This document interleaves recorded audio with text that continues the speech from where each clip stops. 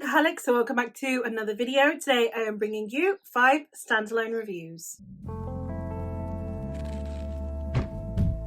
I have been working my way through reviewing standalones here on the channel. I've always been very good at reviewing the series that I read, especially because I'm a binge reader, but I have been neglecting my standalones. So I have been working my way through my backlist of standalones and bringing you some reviews for them. And I have been doing it by theme because I can't remember when I read these books, at what month, and which ones I read in which consecutive order. So I'm just doing it by theme. Today's theme is going to be Afro fiction. This is fiction that is not only by Black authors, but specifically about the Black experience in some way, shape or form. Now, these are just my opinions on these books. I cannot obviously speak to the authenticity of them, although they are all written by Black authors. I am just simply giving my opinions on these books. The first one I'm going to talk about is Lone Women by Victor LaValle. This is a horror, speculative-ish horror. It's quite hard to categorize, and we are following a woman who is deciding to take up the offer to homestead, and she's decided to do this alone. The very beginning of the book, we see mysteriously that she is saying goodbye to her deceased parents by placing their bodies in their bed and then setting their home alight, and then she leaves so that she might start homesteading when the government began parceling out grants and land for people to begin to populate the area. And this is a speculative story, and in it there are a lot of things that I can't discuss because there are quite a few things that are reveals, and not necessarily in a shock value all of the time. It is more just things that you need to know, and they will be therefore revealed slowly, and it adds to the layer of mystery and understanding of these characters. But I really enjoyed this book. I think that it was one that I wasn't expecting much going in the sense of I had no idea what to expect. I had read a short story by this author before, but that was the only thing that I had read. So I was very excited to see if this could then pull through for me in a way that would be compelling, because that's something that is difficult to come across in short fiction. So I really did think that Victor LaValle played with his themes and his discussions in a really interesting way. I think that the discussions around historical America and centering it on a Black woman, I think was a really, really bold choice that I really appreciated. I liked his character work for the most part, because in horror, a lot of the time you will either have characters that are a little bit on the eye-rolly side because they need to make some questionable choices, or you have characters who are rather aloof. And while our protagonist in this one does fall into the latter, I do still find that she was an interesting and compulsive character to follow. It meant that we then couldn't look away when things start to go bad, and I appreciated that. Now, the ending of this one, not 100% my vibe. When it comes to horror, it's not really, obviously I can't talk about it, but it wasn't my favorite ending. But there was so much that happened in the first 2/3 of this book that meant that I didn't really mind that it didn't end in a way that I would prefer. There are definitely other ways that I would have liked it to have ended, but it definitely didn't minimize the impact of the overall story, the discussions that I had, and the character work that the author put forth. I ended up giving this book 4 stars, and if you are looking for a very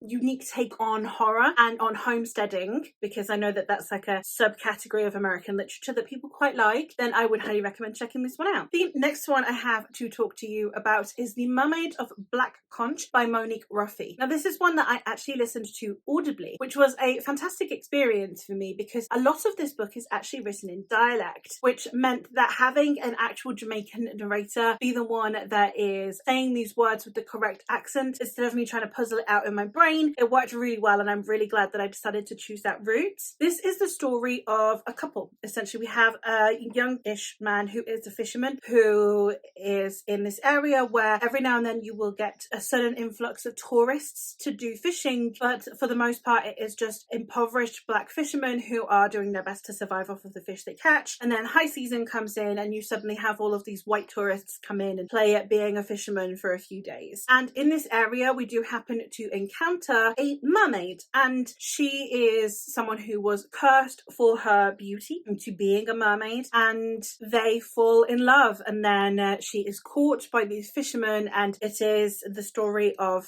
her and what to do with her and how she is treated. Obviously, this is a huge metaphor for just the treatment of the black body, namely the female black body, but we also just have a lot of discussions around even just white tourism in impoverished places and whether that is actually the benefit that white people think that it is. I really enjoyed a lot of the discussions that happen in here that are ones that you don't really see very often, especially because we have a slightly different culture, because we do have a Caribbean culture instead of it being either Black America and or somewhere in Africa. I really appreciated actually having the insight into Black Caribbean cultures instead. I really appreciated the dialect, and I think that really enriched the story because it felt so much more immersive. Overall, this is just one that, though not necessarily a new favourite, there wasn't really enough plot to sustain my interest in the story. The discussions and character work within here definitely pulled through in a way that still made for a very enjoyable experience. I think that this is one I potentially would have struggled with the pacing if I were reading it physically, but since I was listening along, I definitely found that I didn't feel the need to turn it off, put it down at any point. So I do think that the audio is probably the best route, especially if you are someone who struggles with reading dialect. I think that the audiobook and having the narrator speak it with this level of authenticity that my brain wouldn't have been able to do was definitely the best choice for me. So due to the audiobook experience, I did give this 4 stars. It would most likely have been more like a 3-star though, I believe, if I were reading it physically. The next one that I have is She Would Be King by Waiatu Moore. This one actually discusses Black diaspora in a very interesting way, since we are following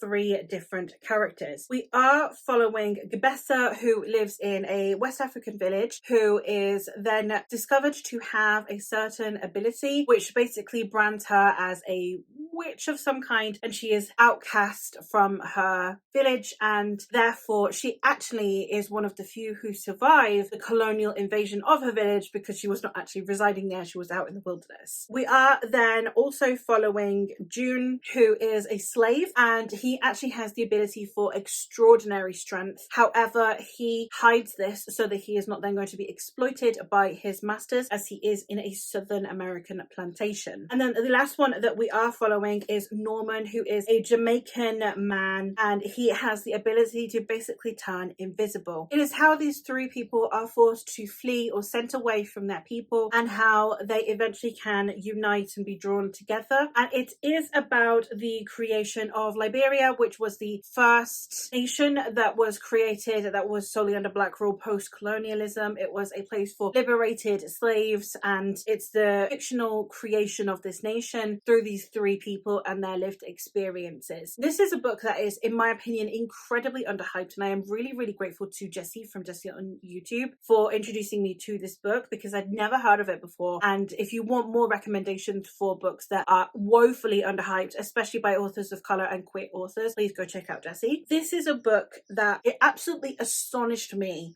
how incredible this book was for it to have so little discussion on BookTube, because the way that we have these 3 very distinctive characters and discussions around the American slaves, we have Caribbean, and then we have Africa, and the way that we have this discussion in a tumultuous time period for Black people, and that unification of all of those completely different lived experiences still being inherently Black experiences, all coming together to create a nation of true freedom for Black people, was an absolutely incredible story. Now, the speculative elements in here are a metaphor, but they are also very much present. So you have invisibility in Jamaica, you have white people that are taking over and that are disregarding all of the work and labour that Black people have been putting in, therefore symbolised through the invisibility of this character. You have the strength that we have in June, who is a slave, because of the exploitation of the Black body for manual labour that white people were unwilling to do. And then, of course, we also have the healing that our protagonist Gebessa has a way of healing her people, but it's rejection of that solely because of the exploitation of white people. The metaphors and symbology in here are so strong, and it's a beautifully written story, and it's just a very powerful, very strong story in its tone, in its characterization. It has a seamless plot as well, despite it being in 3 different parts of the world for a portion of it. The way these characters come together felt very natural and organic, and I enjoyed following all of their perspectives. So if you are wanting a recommendation for a very unusual type of magical realism, I would highly recommend checking this one out. And now moving into classics, we have Kindred by Octavia E. Butler. This is told in 2 timelines. We have the 1960s, so just a decade after the civil rights movement was in full swing, and then we also have a second timeline which is in the past at 1815, prior to the slave liberation during the American War of Independence. In this story, we are following Dana, who is a young woman living with her white boyfriend in the States in the 1970s, and she is coming to terms with the fact that just because the civil rights movement has happened doesn't mean that there is true equality. Her partner doesn't seem to fully understand that, but they do still have a lot of understanding for one another. However, she is then quite suddenly whisked back in time to 1815 to the plantation that her ancestors were on. She then is brought back to save the life of this little boy, but she is assumed to be a slave in that timeline. And then we have her essentially going back and forth, and every time this white boy is in peril, she is brought back to save him. It's how her impact of saving his life then ricochets across centuries. While I appreciated the time jumping part, the most interesting part to me was actually the contrast that we have, the discussions around the rights that have been acquired and the rights we have yet to acquire for Black people between the century and a half that is 1815 all the way through to 1976. And even to today, reading this today, you can still have relevant discussions around this book when it comes to Black rights. So I just think that the discussions that were had were very poignant. Octavia E. Butler very much likes discussing the ideas that come with transcendence, with understanding that things have changed and yet there are things that have not changed. The discussions that we also have in regards to, for example, knowing that her white ancestor would need to procreate with her Black ancestor and trying not to erase her own existence while knowing full well of the trauma it will cause her Black ancestor, coming to terms with the pain and suffering that Black people, especially Black women, have incurred over the centuries. I really appreciated this book, and I really enjoy Octavia Butler's writing style. I enjoy everything that I have read by this author. If you are wanting to dip your toes into her writing, this would be a good place to start, as it is a standalone, and though it does have some rather gruesome depictions, it's very anger-inducing and rage-infusing because it is obviously depicting injustice in people that our protagonist cares about, while knowing full well that this is not a unique story and was actually commonplace. I think is really admirably done, but also impactful and heart-wrenching,